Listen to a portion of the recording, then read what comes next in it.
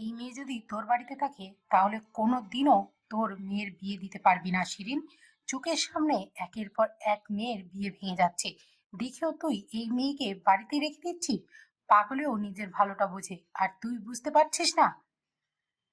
শিরিন বেগমের কানের কাছে এই কথাগুলো একের পর এক বলেই যাচ্ছিল তার মা রাবেয়া বেগম।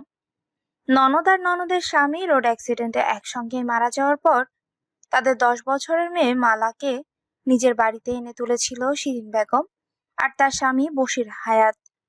আদর যত্নে লেখাপড়া শিখিয়ে বড় করে তুলেছে মালাকে। নিজের মেয়ের থেকে আলাদা চোখে দেখেনি কখনো। কিন্তু সেই মেয়ের জন্যই আজ নিজের মেয়ের একের পর এক বিয়ে ভেঙেই যাচ্ছে। কারণ পুষ্পের গায়ের রং শ্যামলা, আর তার থেকে মালার গায়ের রং ঢের ফর্সা। শিরিন বেগমকে চুপ করে থাকতে দেখে রাবিয়া বেগম তাকে আবারও বলল। কি হলো, চুপ করে আছিস কেন? শিরিন বেগম মাকে কিচ্ছু না বলে পুষ্প আর মালার ঘরের দিকে চলে গেল। পুষ্প আর মালা ছোটবেলা থেকেই একসঙ্গে বড় হয়েছে। কাজিন হলেও আপন বোন বা প্রাণের বন্ধুর থেকে কোনো অংশে কম নয় দুজনে। দুজন দুজনার সাথে যেন আত্মার সম্পর্ক। একজনের কষ্টে যেন অন্যজন বেশি কষ্ট পায়। ছোটবেলা থেকে পুষ্পকে কেউ কালো বললে পুষ্পের থেকে মালার রাগ হতো বেশি। আর অন্যদিকে পুষ্পের মা অথবা নানু কেউ মালাকে মনে কষ্ট দিয়ে কথা বললে পুষ্প সঙ্গে সঙ্গেই তার প্রতিবাদ করত। মালার বাবা মা কেউ নেই, ছোটবেলা থেকে এতিম। এমনিতেও মালা কিছুটা ভীতু প্রকৃতির মেয়ে। তার উপর মামার বাড়িতে থাকে বলে তার মন যদি দুর্বল হয়ে থাকে, সেই জন্যই পুষ্প সব সময় মালার ছায়া হয়ে তার পাশে থাকতো। আজ পুষ্পকে পাত্রপক্ষ দেখতে আসবে, সেজন্য সকাল থেকে বাড়িতে এত আয়োজন। মেয়েকে যতবারই পাত্রপক্ষ দেখতে আসে ততবারই শিরিন বেগম উতলা হয়ে পড়েন, যাতে আয়োজনে কোনো কমতি না থাকে। কিন্তু এত কিছুর পরও পাত্রপক্ষ পুষ্পর গায়ের রঙের জন্য বারবার ফিরে চলে যায়। আবার কেউ কেউ তো পুষ্পকে ছেড়ে মালাকে পছন্দ করে নেয় শুধুমাত্র তার গায়ের রঙের জন্য। কিন্তু আজ শিরিন বেগম কিছুতেই মালাকে পাত্রপক্ষের সামনে যেতে দিবে না, সেজন্যই ছুটে যায় মালার কাছে। শিরিন বেগম মালার কাছে গিয়ে তার দুহাত ধরে বলে, পুষ্পকে গোসলের জন্য ওয়াশরুমে পাঠিয়ে দিয়ে তার জন্যই আলমারি থেকে সুন্দর দেখে একটা শাড়ি খুঁজছিল মালা। হঠাৎ করে মামিমা এভাবে তার হাত ধরে ফেলায় মালা অবাক দৃষ্টিতে শিরিন বেগমের দিকে তাকিয়ে বলল, কি হয়েছে মামিমা? আজ তুই পুষ্পর সাথে পাত্রপক্ষের সামনে যাস না মা। তুই তো দেখছিস পাত্রপক্ষ এসে পুষ্পের বদলে তোকে পছন্দ করে নেয়। আমি সেই জন্য তোকে অনেক কথা শুনিয়েছি, কিন্তু আমি জানি এতে তোর কোনো দোষ নেই। দোষ তোর গায়ের রঙের আর আমার মেয়ের গায়ের রঙের। শিরিন বেগমের চোখ ছলছল করে উঠল। মালা মাথা নুইয়ে বলল, তুমি তো জানো মামিমা, আমি পাত্রপক্ষের সামনে যেতে চাই না, কিন্তু পুষ্প আমাকে জোর করে নিয়ে যায়। আমি ওর জোরের কাছে পেরে উঠি না। তুই আজ যেমন করেই হোক পুষ্পকে বুঝিয়ে শুনিয়ে একা পাঠিয়ে দিবি, না হলে নিজে কোথাও লুকিয়ে পড়বি।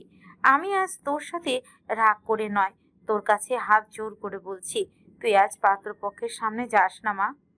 ভালোই ভালোই পুষ্পর বিয়েটা হয়ে যেতে দে, তারপর আমি তোর বিয়ের ব্যবস্থা করব। পুষ্প তোর থেকে 3 মাসের বড় হিসেবে ও তোর বড় বোন। বড় বোনের বিয়ের আগে যদি ছোট বোনের বিয়ে হয়ে যায়, তাহলে আমার মেয়েটার আর বিয়েই হবে না। আর ওর গায়ের রঙের জন্য বারবার ওর বিয়ে ভেঙে যাচ্ছে, তুই তো সেটা দেখতে পারছিস মা। তার উপর তোর বিয়ে আগে হয়ে গেলে আমার মেয়েটার আর বিয়েই হবে না। আমার বিয়ের জন্য তোমাদের কোনো চিন্তা করতে হবে না মামিমা। আমি এখন বিয়ে করব না, তুমি কোনো চিন্তা করো না। আমি আজ কোনোভাবেই পাত্রপক্ষের সামনে যাব না। শিরিন বেগম খুব খুশি হলো। শিরিন বেগম মালাকে এই কথা বলে তড়িঘড়ি করে পুষ্পের ওয়াশরুম থেকে বেরোনোর আগেই ঘর থেকে বেরিয়ে গেল। কিছুক্ষণ পরই পুষ্প ওয়াশরুম থেকে বেরিয়ে এলো। আশেপাশে তাকিয়ে মালাকে জিজ্ঞেস করলো, মালা, ওয়াশরুম থেকে মায়ের গলার আওয়াজ শুনতে পাচ্ছিলাম, মা এসেছিল? মালা পুষ্পের দিকে তাকালো। পুষ্প টাওয়াল নিয়ে লম্বা চুলগুলো মুছতে মুছতেই বেরিয়ে এলো ওয়াশরুম থেকে। কি সুন্দর লাগছে এই শ্যামবতী মেয়েকে, নামের মতোই যেন সদ্য ফুটে ওঠা ফুল। মালা হেসে বলল, হ্যাঁ মামিমা এসেছিল আসলে তোর হ্যাঁ মামিমা এসেছিল আসলে তোর চোখে কাজল এঁটে দেওয়ার জন্য বলে গেল। বলল তোর ওই ডাগর ডাগর চোখে কাজল এঁটে দিলে নাকি তোকে খুব সুন্দর দেখায়। পুষ্প মায়ের কথা চিন্তা করে মনে মনে হাসলো। উজ্জ্বল শ্যামবর্ণ গায়ের রং, পুষ্প নামের মেয়েটার মায়াবী মুখ। সেই মুখে নেই কোনো দাগের ছিটে ফোটাও, আছে শুধু ঠোঁটের নিচের বাম পাশে একটা গাঢ় তিল। ডাগর ডাগর কাজল কালো হরিণী দুটো চোখ, পাতলা মসৃণ ঠোঁট, বাঁশির মতো নাক, হাঁটু ছাড়িয়ে পড়া লম্বা ঘন রেশমি কালো চুল, যেন এক আকাশ কালো মেঘ। সিমসাম লম্বা গঠন, সৌন্দর্যের কোনো কমতি নেই। এত সৌন্দর্যের মাঝেও কিছু কিছু মানুষ শুধু গায়ের রংকেই বিবেচনা করে, তুচ্ছ তাচ্ছিল্য করে, অপমান করে পুষ্প নামের এই শ্যামবতী কন্যাকে। ছোটবেলা থেকে বুদ্ধিমতী, সাহসী আর প্রতিবাদী একটা মেয়ে ছিল পুষ্প। এই শ্যামবতী মেয়েকে কেউ কেউ কালো বলেও আখ্যায়িত করত, কিন্তু এতে পুষ্পের বিন্দুমাত্র কষ্ট বা রাগ হতো না। নিজের গায়ের রং নিয়ে পুষ্পের কখনোই আফসোস হয়নি। কিন্তু যবে থেকে সে পূর্ণ যুবতীতে পা দিয়েছে, তখন থেকেই এই সাহসী আর প্রাণবন্ত মেয়েটার মন আস্তে আস্তে দুর্বল হয়ে পড়েছে। একটা মেয়ের জন্য তার গায়ের রং যে কতটা জরুরি, এখন পুষ্প নামের শ্যামবতী মেয়েটা খুব ভালো করেই বুঝতে পারে। নিজের জন্য নয়, তার গায়ের রঙের জন্য তার পরিবারকে যে কতটা চিন্তায় থাকতে হয়, সেটা ভেবেই ভেতরে ভেতরে কষ্ট পায় পুষ্প। পুষ্প বুঝতে পারে তার বাবা বশির হায়াত তার বিয়ের জন্য দুশ্চিন্তা করলেও মুখে সেটা কখনোই প্রকাশ করে না। কিন্তু তার মা শিরিন বেগমের দুশ্চিন্তা দিন দিন বেড়েই যাচ্ছে। প্রতিবার পাত্রপক্ষ দেখতে এসে পুষ্পের গায়ের রঙের জন্য ফিরে চলে যাওয়ার পরই শিরিন বেগম দুশ্চিন্তা করতে করতে অসুস্থ হয়ে পড়ে। তার বিয়ের জন্য তার পরিবারকে এত দুশ্চিন্তা করতে দেখে পুষ্প যেন এখন নিজেকে গুটিয়ে নিয়েছে। আগে নিজের গায়ের রং নিয়ে কেউ কটু কথা বললে সে সঙ্গে সঙ্গে প্রতিবাদ করত, কিন্তু এখন প্রতিবারই পাত্রপক্ষের সামনে নিজের গায়ের রং নিয়ে তাকে অপমানিত হতে হয়, কিন্তু কোনো প্রতিবাদ করে না পুষ্প। সব মুখ বুজে সহ্য করে নেয়, শুধু নিজের পরিবারের কথা চিন্তা করে। ছোটবেলা থেকেই স্বপ্ন তার বড় হয়ে একজন লয়ার হবে, একজন সৎ আইনজীবী হিসেবে পরিচয় করে তুলবে। সেই লক্ষ্যে পড়াশোনাতে গভীর মনোযোগ ছিল পুষ্পের। কোনো ক্লাসে ফার্স্ট ছাড়া সেকেন্ড হয়নি কখনো। গ্রামের মেধাবী শিক্ষার্থীদের মধ্যে একজন সে। উচ্চ মাধ্যমিক পরীক্ষার পর নিজের ইচ্ছায় ঢাকার কয়েকটা বিশ্ববিদ্যালয়ে ভর্তি পরীক্ষাও দিয়েছিল পুষ্প। ভালো ছাত্রী হওয়ায় পরীক্ষা দেওয়া সবগুলো ভার্সিটিতে চান্সও পেয়েছিল, কিন্তু ভর্তি হতে পারেনি। কারণ তার গায়ের রং নিয়ে তার মায়ের খুব চিন্তা। এমনিতেও গায়ের রং শ্যামলা, তার উপর বয়স বেশি হয়ে গেলে কোনো ছেলে তাকে নিজের গলায় ঝুলাতে রাজি হবে না। পুষ্পর মায়ের এক কথা, আগে বিয়ে করো তারপর সবকিছু। তাই তো পড়াশোনার পেছনে আর দেরি করতে চায়নি শিরিন বেগম। 18 বছর বয়সেই বিয়ে দিতে উঠে পড়ে লেগেছে মেয়ের। পুষ্প মায়ের দুশ্চিন্তার কথা ভেবে নিজের ইচ্ছে শখকে বিসর্জন দিয়েছে। মালা পুষ্পকে শাড়িটা পরিয়ে দিতে দিতে বলল, জানিস পুষ্প, আমার কাছে মনে হচ্ছে তোর আজকের আশা সম্বলটা ঠিক হয়ে যাবে। পুষ্প তাচ্ছিল্যের হেসে বলল, এত সহজ না মালা। একটা শ্যামলা মেয়েকে যে কেউ খুব সহজে গ্রহণ করতে পারে না। এই পৃথিবীতে সৌন্দর্যের কদর খুব বেশি, সেটা আমি আজ বুঝতে পারছি। সুন্দর বলতে তুই কি বোঝাতে চাইছিস? গায়ের রঙই কি সব সৌন্দর্যের মূল? আমি জানি না মালা, তবে আমি এটা জানি একটা ফর্সা মেয়েকে সব পুরুষরাই চায়, কিন্তু একটা কালো বা শ্যামলা মেয়েকে শুধু ওই পুরুষটাই চায় যার মন মানসিকতা ভিন্ন। আমি এমনই একজনের অপেক্ষায় আছি মালা, যে আমার জন্য খুব স্পেশাল হবে। আর সেই স্পেশাল মানুষটার কাছে আমি খুব স্পেশাল হব, যে আমাকে বলবে পুষ্প তুমি খুব সুন্দর। মালা পুষ্পের কুচিটা ঠিক করে দিয়ে হাতে একটা মেকআপ তুলে দিয়ে বলল, দেখিস পুষ্প, তুই যেমনটা চেয়েছিস ঠিক তেমনটাই পাবি। এই কথা বলে মালা পুষ্পের মুখে একটু মেকআপ ছুঁয়ে দিতে গেলে পুষ্প তার হাত ধরে ফেলে মাথা নাড়ে না করলো। পুষ্প কখনোই মেকআপ ইউজ করে না। মালা বলল, আজ অন্তত একটু মেকআপ দিয়ে দিই। আমি বললাম না মালা, আমি যার অপেক্ষায় আছি সে আমার জন্য খুব স্পেশাল। কেন স্পেশাল হবে জানিস? কারণ সে আমার এই গায়ের রং দেখেই আমায় পছন্দ করবে। তাই আমি চাই না কোনো প্রসাধনী মেখে আমার গায়ের রংকে ঢেকে ফেলতে। মালা পুষ্পের কথা শুনে হাত থেকে মেকআপটা রেখে হেসে বলল, আমিও চাই না পুষ্প তুই এই সব মেকআপ মেখে নিজের সৌন্দর্য ঢেকে ফেলিস। তোর সৌন্দর্য যে দেখতে না পায় তার তো চোখই নেই, সে অন্ধকারে বসবাস করে। গোলাপি রঙের শাড়িটা পরে হাঁটু ছাড়িয়ে যাও লম্বা চুলগুলো ছেড়ে রেখেছে পুষ্প, সাথে বেলে ফুলের মালা জড়িয়ে নিয়েছে এক পাশে। কাজল কালো চোখে আবারও কাজল এঁটে দিয়েছে মালা, ঠোঁটে গাঢ় রঙের গোলাপি লিপস্টিক। এই তো তার সাজ। পুষ্প আলমারি থেকে একটা শাড়ি খুঁজে মালার হাতে দিয়ে বলল। এই শাড়িটা তুই পরে আয় মালা। মালা শাড়িটা হাতে নিয়ে আমতা আমতা করে বলল। আমি মামিমার ঘর থেকে শাড়িটা পরে আসছি পুষ্প। এই কথা বলে পুষ্প কিছু বলার আগেই মালা ঘর থেকে বেরিয়ে গেল। লাল টুকটুকে ফর্সা গায়ের রং মালার, কিছুটা কম উচ্চতার সিমসাম গঠন, মনে হয় ছোট্ট একটা পাখির বাচ্চা। আর স্বভাবে একটু ভীতু প্রকৃতির মেয়ে। পড়াশোনায় খুব একটা মনোযোগ না থাকলেও পুষ্পর চাপে পড়ে তাকে মোটামুটি ভালো রেজাল্ট করতেই হয়, না হলে তার সাথে কথা বলাই বন্ধ করে দেয় পুষ্প। নিজের সাথে মালাকেও ঢাকার ভার্সিটিতে ভর্তি করানোর জন্য জোরাজোরি করছে পুষ্প খুব। কিন্তু মালা কোনো ভার্সিটিতে ভর্তি পরীক্ষা দেয়নি, কারণ সে জানে সে যদি ভর্তি পরীক্ষায় চান্স পেলেও তার মামি তাকে পড়াশোনা করতে দেবে না। এমনিতেও যতটুকু পড়িয়েছে ততটুকুই বা কে করে। এই পরিবারটার উপর খুব ঋণী মালা, তাই তো তার দ্বারা এই পরিবারের কোনো ক্ষতি হোক সেটা সে চায় না। তাই শিরিন বেগমের কথা রাখতেই পাত্রপক্ষে আসার আগেই পুষ্পকে কিচ্ছু না বলে ছাদে চলে যায় মালা। পাত্রপক্ষ চলে এসেছে, ছেলে সহ বাবা মা আর ঘটক সাহেবও এসেছেন। তাদের সামনে হরেক রকমের নাস্তা রাখা হলো। শিরিন বেগম, বশির হায়াত, রাবেয়া বেগম ও অপর পাশে সোফায় বসে আছেন। শিরিন বেগম সোফায় বসা ছেলের মায়ের দিকে তাকালেন। মা গা ভর্তি গহনা, পরনে দামি শাড়ি। অন্যদিকে ছেলের বাবা আর ছেলেও দামি কোট স্যুট পরে বসে আছে, দেখে বোঝা যাচ্ছে অনেক বড় লোক। ওইদিকে ঘটক সাহেব পান চিবুতে চিবুতে ছেলের বাড়ির সবার সামনে মেয়ের গুণগান করতে ব্যস্ত। শিরিন বেগম আর রাবেয়া বেগমও ঘটকের কথায় হ্যাঁতে হ্যাঁ মিলিয়ে যাচ্ছে। মেয়ে ভালো রান্না করতে পারে, এই পারে সেই পারে।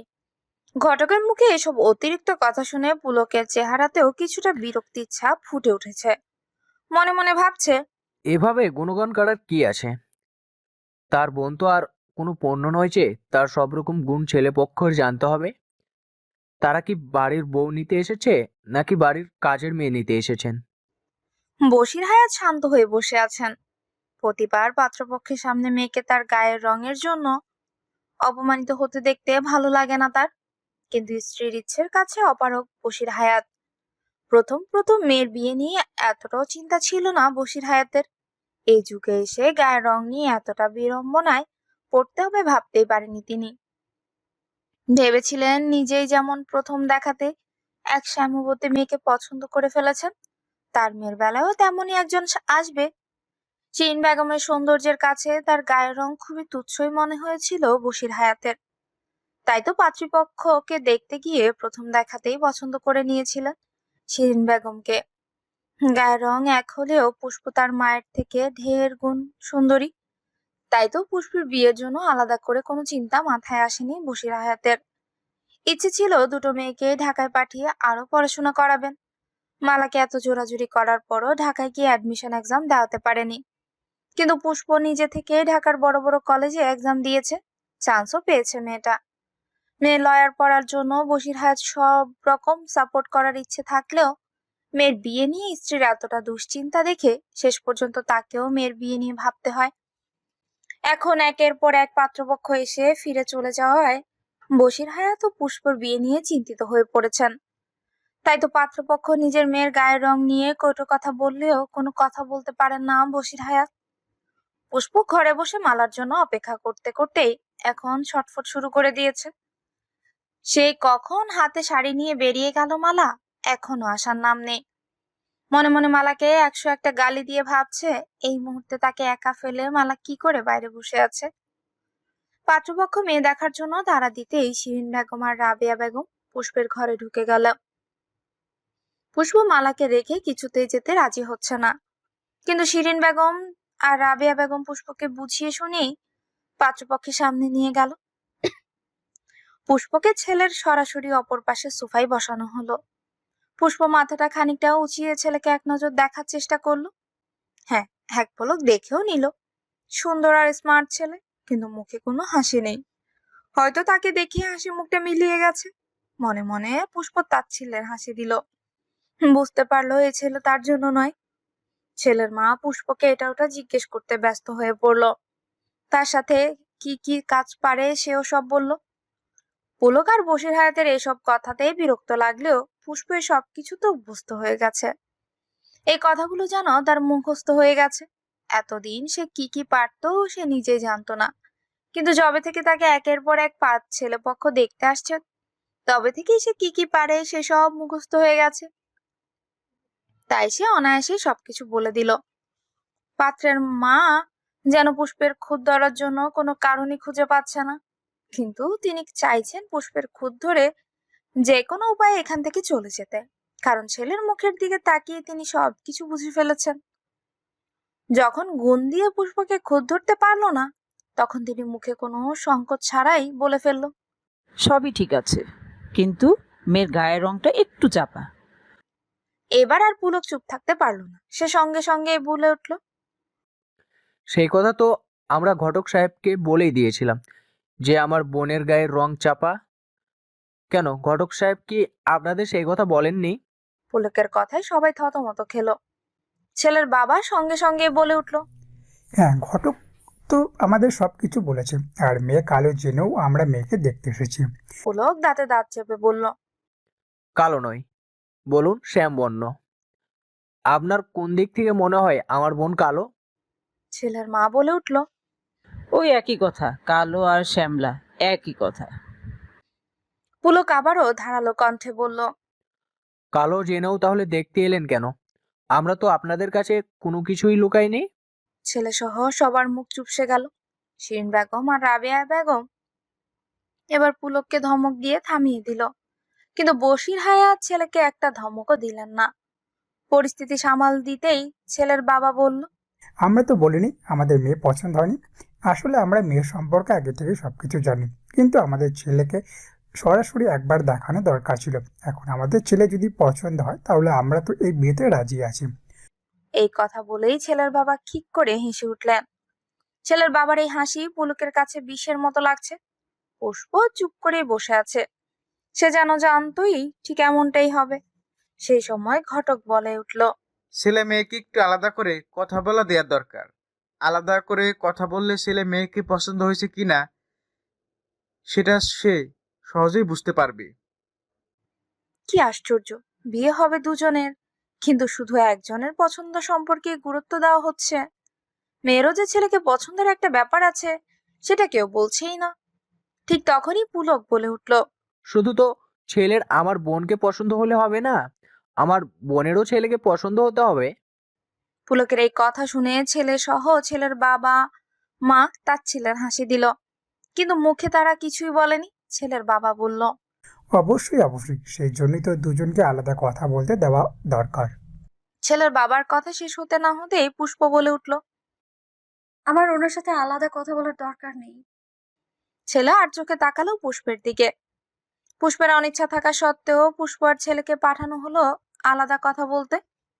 আলাদা কথা বলতে গেলেই আলাদা রুমে যেতে হবে, কিন্তু পুষ্প কিছুতেই একা ঘরে একটা ছেলেকে নিয়ে যেতে রাজি হচ্ছিল না। তার উপর তার যদি ছেলেকে পছন্দ হতো তাও কথা ছিল, কিন্তু তার মোটেও ছেলেটাকে পছন্দ হয়নি, কারণ ছেলের মুখ দেখেই পুষ্প বুঝতে পেরে গেছে এই ছেলে সাদা চামড়ার পূজারি, তার জন্য এই ছেলে নয়। বোনের মুখ দেখে পুলক কিছু বুঝতে পেরে বোন আর ছেলেকে নিয়ে ছাদে চলে গেল।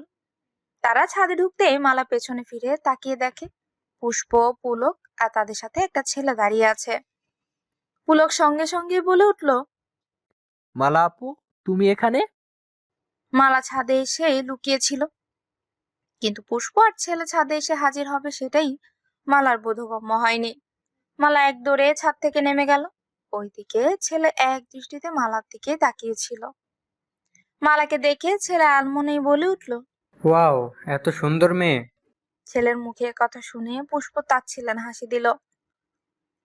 মালা বিছানার এক পাশে বসে ফুপিয়ে ফুপিয়ে কাঁদছে। পুষ্প বিছানার অন্য পাশে চুপ করে বসে আছে, চোখে মুখে রাগ স্পষ্ট। রাগে উজ্জ্বল শ্যামবর্ণ মুখটা লাল বর্ণ ধারণ করেছে। দাঁতে দাঁত চেপে নিজের রাগ নিয়ন্ত্রণ করার চেষ্টা করছে। ড্রয়িং রুমে শিরিন বেগম আর রাবেয়া বেগম চিৎকার চেঁচামেচি করে বাড়ি মাথায় তুলে রেখেছে। বশির হায়াত মাথায় হাত দিয়ে সোফায় বসে আছেন। স্ত্রী অনেকভাবে বোঝানোর পরও তার কোনো কথাই কানে তুলছেন না শিরিন বেগম, আর শুনবেও না। তাই তো আর বৃথা চেষ্টা না করে তিনি মাথায় হাত দিয়ে বসে আছে।